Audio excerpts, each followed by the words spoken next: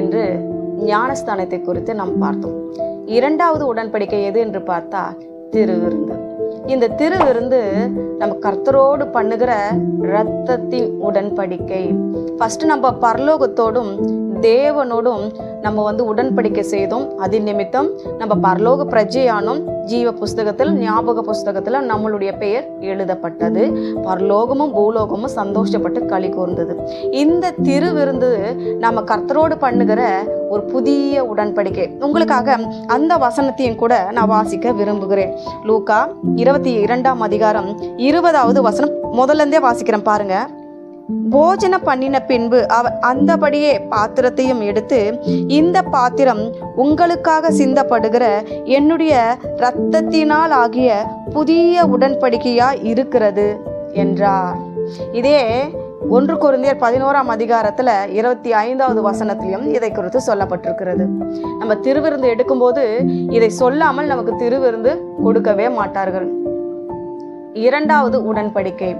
இந்த உடன்படிக்கை நம்ம கிறிஸ்துவோடு செய்கிற உடன்படிக்கை. அவருடைய சரீரத்தோடும் அவருடைய இரத்தத்தோடும், அது மாத்திரமல்ல அவருடைய மரணத்தை நினைவு கூறும்படி செய்கிற ஒரு புதிய உடன்படிக்கையாய் இருக்கிறது. இந்த நான் உங்களுக்கு ஒரு சம்பவத்தை சொல்ல ஆசைப்படுகிறேன். இது வெகு காலத்துக்கு முன்பாக நடந்த ஒரு சம்பவம். நான் பைபிள் காலேஜ் படிக்கும்போது எங்களுக்கு பைபிள் காலேஜில் இந்த கதையை குறித்து சொல்லி கொடுத்தார்கள். இது அநேகர் கேள்விப்பட்டிருப்பீர்கள். ஏற்கனவே நீங்க இந்த கதையை கேள்விப்பட்டிருக்கலாம். இருந்தாலும் புதிதாய் வருகிற புதிய தலைமுறைக்காக நான் அந்த காரியத்தை சொல்லுகிறேன். இதை நீங்க கேட்டு கூட இருக்கலாம். இன்னொரு முறை உங்க ஞாபகத்துக்காக நான் சொல்ல விரும்புகிறேன். ஒரு கிறிஸ்தவ சகோதரி இருந்தாராம். அவருடன் கூட படிக்கிற ஒரு புறஜாதி பெண்ணும் இருந்தாலாம்.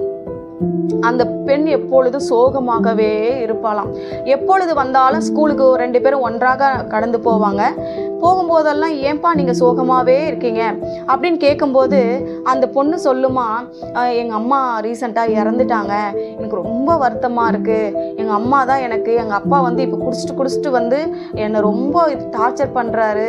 எங்கள் அம்மா இருந்தால் எங்கள் அம்மாவை பண்ணுவார், இப்போ நான் இருக்கிறதெல்லாம் நான் மாட்டிக்கிட்டேன் அப்படின்னு சொல்லும்போது அந்த பொண்ணு ரொம்ப ஃபீல் பண்ணிச்சான். அப்போது சொல்லிச்சான், உனக்கு ஆறுதல் நான் கொடுத்தா கூட ஒரு கொஞ்ச நாளில் மறைஞ்சிடும்.